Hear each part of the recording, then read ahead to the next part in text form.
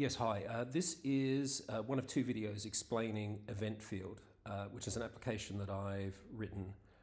Initially, it was written in Python, and now it's written in Swift because I'd like to be able to put it on the App Store at some point. And I came up against some of the technical limitations of doing it in Python, which I'll explain in a minute.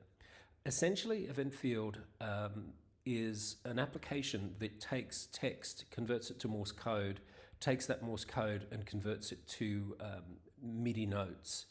And then those MIDI notes can be outputted either out a MIDI port, whatever's connected to the computer, which is a Mac at this stage, or it also has its own internal audio unit hosting and audio unit effect plugging, so both instruments and effects, with one instrument at the moment and up to 4 effects plugins here with a little channel strip.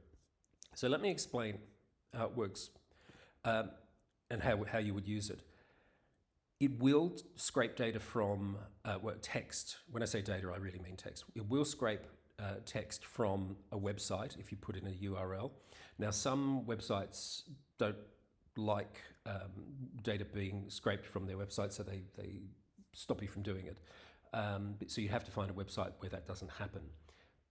In this instance, just to make it easier for the demonstration, I have copy-pasted some of the text of A Hitchhiker's Guide to the Galaxy, but it will and has worked perfectly fine with certain websites. I like Gutenberg Press for getting novels and what have you. Now, when each of these notes is when each of these letters is converted to Morse code, the indeterminacy element comes in the assigning of each of those letters to musical notes. And I have 4 families of scales here, so harmonic minor, major, melodic minor, and then a set of exotic scales, so Arabian, double harmonic and such. I tend to gravitate towards half whole diminished. We have a key center that you can orient around, and then also a tempo. In the first iteration of this, I just had a gap between each of the letters that you could define. I've moved to a tempo-based system in order to be able to then have different note durations, be they 16th, 8th note, quarter note, half note, and a whole note.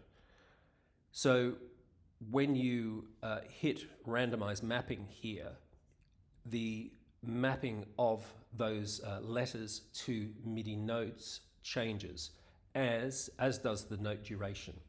I haven't done anything yet with velocity. I would like to do that in one of the next iterations. That's one of the things I plan to do in the future. And currently we're set to use the internal instrument, which is set to absinthe here. And then I have Valhalla delay going into one of the Bricasti hall reverbs from Seventh Heaven. And then we have a pan pot and a fader, pretty straightforward. Works like Logic or Pro Tools or any DAW. You can input a note value by clicking on it, or you can slide the fader. What else? Oh yeah, so the original version of this outputted via any MIDI port that was connected. That still works. That would be if you wanted to use an external synthesizer, or as I tend to quite a bit with modular synths, that you can do a MIDI to CV conversion on pretty simply. But a big part of this, and a big part of the move to away from Python into Swift, was in order to get it to be able to generate its own sounds using audio unit instrument hosting, and then adding on the audio unit effects as well.